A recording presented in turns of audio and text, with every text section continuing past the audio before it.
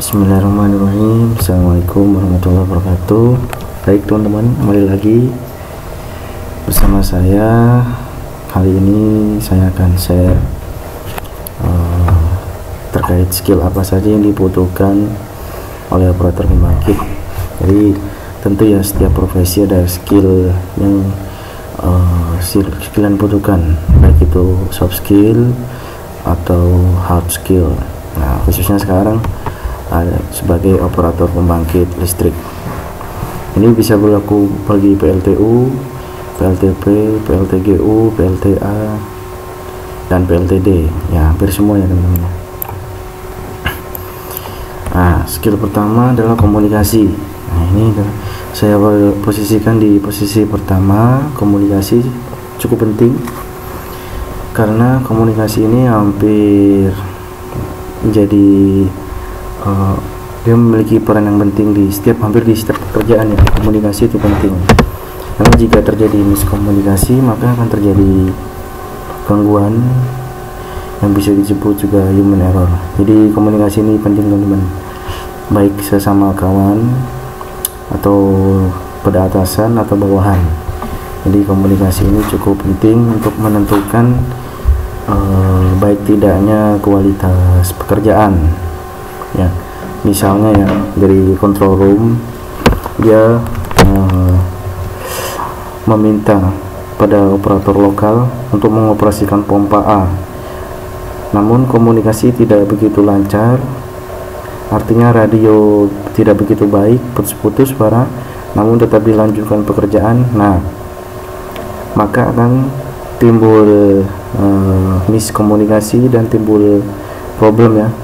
Maunya operator control room pompa A yang di start, namun yang dipersiapkan oleh operator lokal adalah pompa B.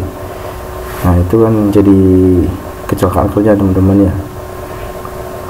Nah, apa saja komunikasi, bagaimana kita mencapai komunikasi yang baik ya. Pertama,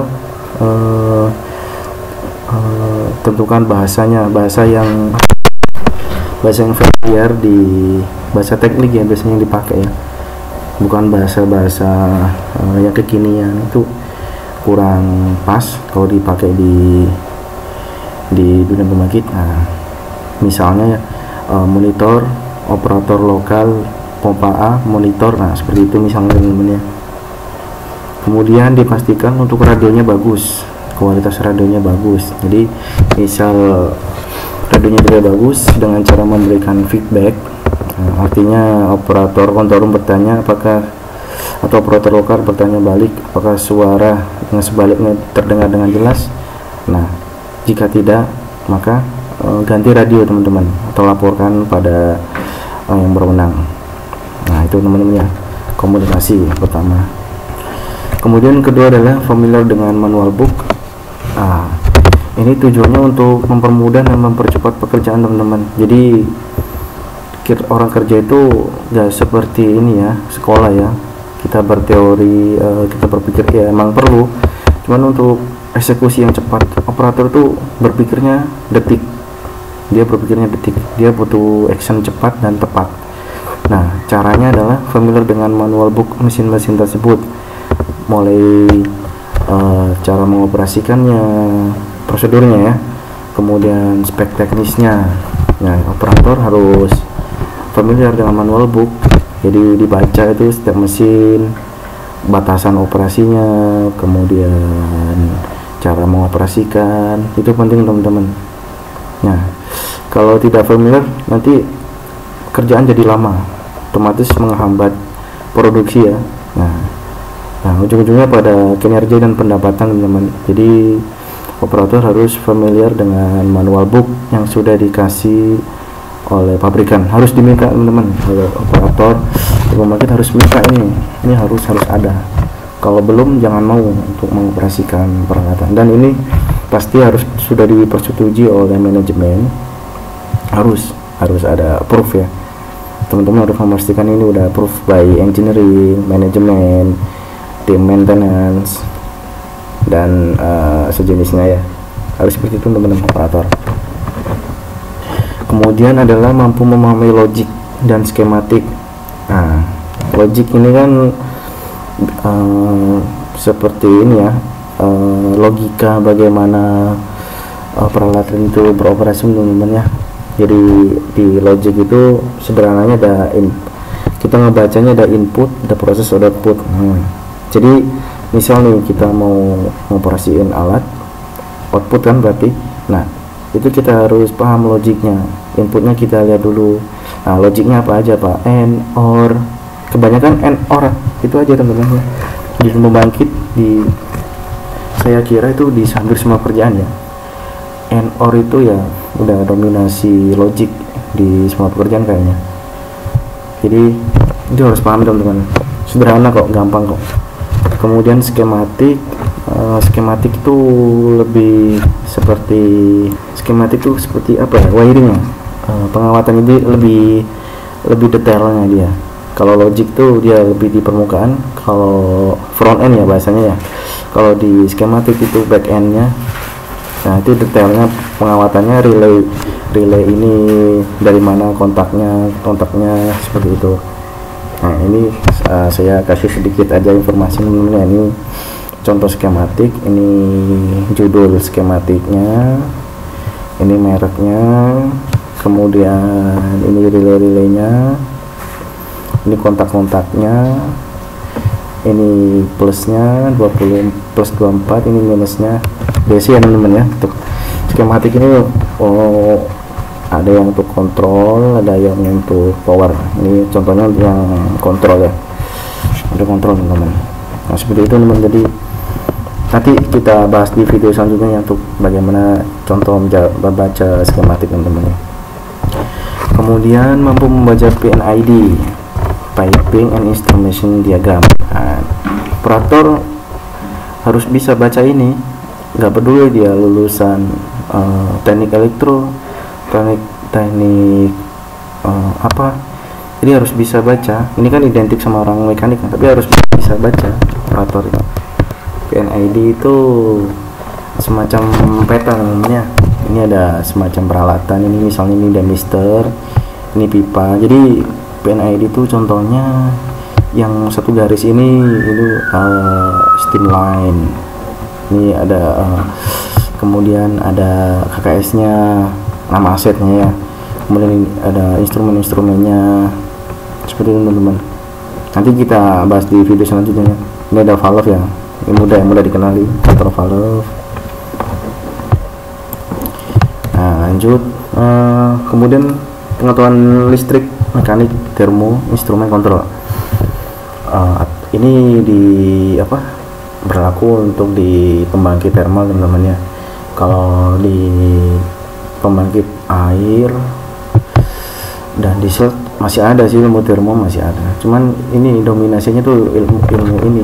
Sama saya tambahkan kimia ya teman-teman.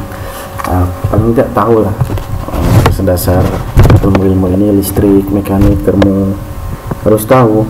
Operator, makanya menjadi operator power plant itu gelarnya bukan apa ya, jadi hilangkan gelar dari jasa itu sudah seolah udah hilang. Jadi judulnya adalah power plant engineer. Jadi harus tahu semua, harus tahu, karena operator ya, kan dia bersentuh dengan semua aspek ya, listrik, mekanik, kimia, instrumen. Ini harus tahu nih, misalnya alat ukur, ini pompa jenis apa, prinsip kerjanya seperti apa, ini trafo, ini relay proteksi, ini heat transfer, apa aja yang terjadi di pembangkit listrik. Kemudian di ilmu kontrol, ada closed loop, ada open loop, bagaimana itu aplikasinya di pembangkitnya harus tahu teman-teman ya. Kemudian ini nomor 5, kemampuan bahasa asing. Ini cukup penting teman-teman, apalagi zaman sekarang ya. Bahasa Inggris, minimal bahasa Inggris harus bisa, karena semua manual book tuh berbahasa Inggris. Ada lagi harus paling enggak tambahin aja bahasa Itali. Nah, untuk ini aja komunikasi, tapi kebanyakan manual book tuh bahasa Inggris, bahasa Jepang. Kebanyakan peralatan dari Jepang, Jerman, Itali. Minimal bahasa Inggris teman-teman harus bisa. Kalau enggak ya nanti lambat kerjanya. Kalau bisa bahasa asing tuh di dunia kerja itu palingnya dia punya pamor ya. Dia seolah dia paling tahu duluan kalau bisa bahasa asing itu daripada orang yang tidak bahasa asing. Nah ini teman-teman gunakan kesempatan ini untuk belajar bahasa asing. Nah ini kemampuan nomor 6, soft skill ya. Ini masuk soft skill, teamwork. Teman-teman operator tuh kerjanya tim, nggak bisa kerja sendiri karena banyak peralatan, ada yang di control room, ada yang di lokal. Jadi terus apa ya, mencatat, merecord, troubleshooting, kita harus kerjasama. Saya kira nih kerjaan orang teknik tuh teamwork ya, kerjasama harus baik. Kalau enggak kerjaan kacau balau, malah jadi problem. Kemudian ini good analytic skill. Nah, kalau pengetahuan tadi listrik, mekanik, termo bagus, maka biasanya kemampuan analisis bagus. Caranya banyak baca aja teman-teman untuk kemampuan analisis, banyak diskusi, banyak tanya. Ini saya kira ini kemampuan yang cukup penting bagi operator, menganalisa guna sebagai apa ya, untuk digodok, dimasak dulu ya sebelum mengambil keputusan. Ya harus dianalisa dulu, kalau enggak nanti jadi keputusannya salah, malah jadi problem bagi unit.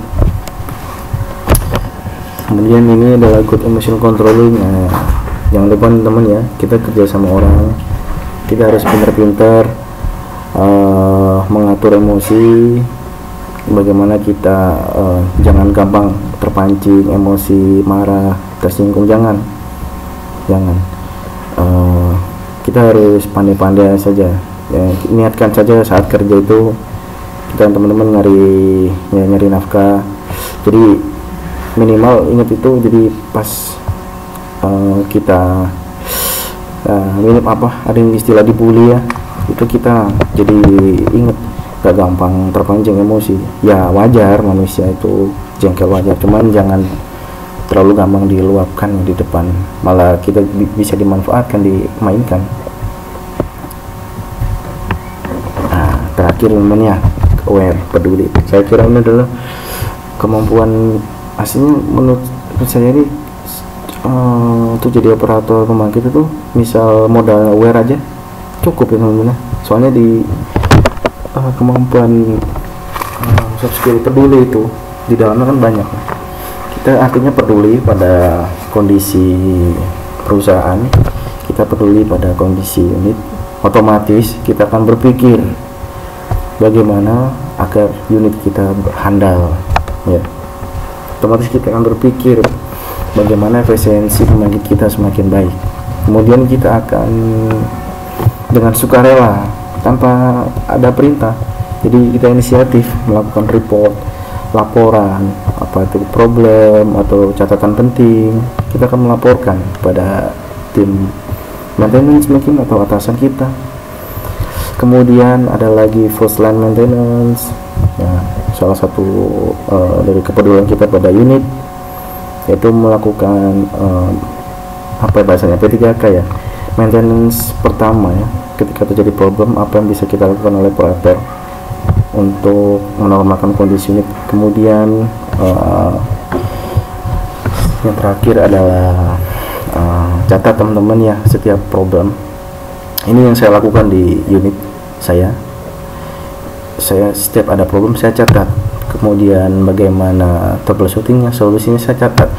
Jadi misal nanti kejadian lagi, saya sudah tahu, saya punya banyak catatan, nanti saya share teman-teman ya, lanjut di video selanjutnya.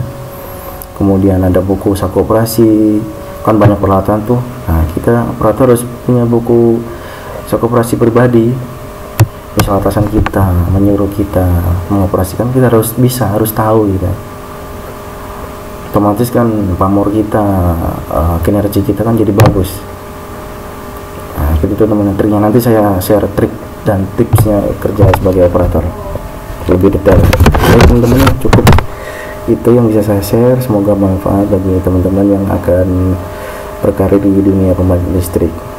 Assalamualaikum warahmatullahi wabarakatuh.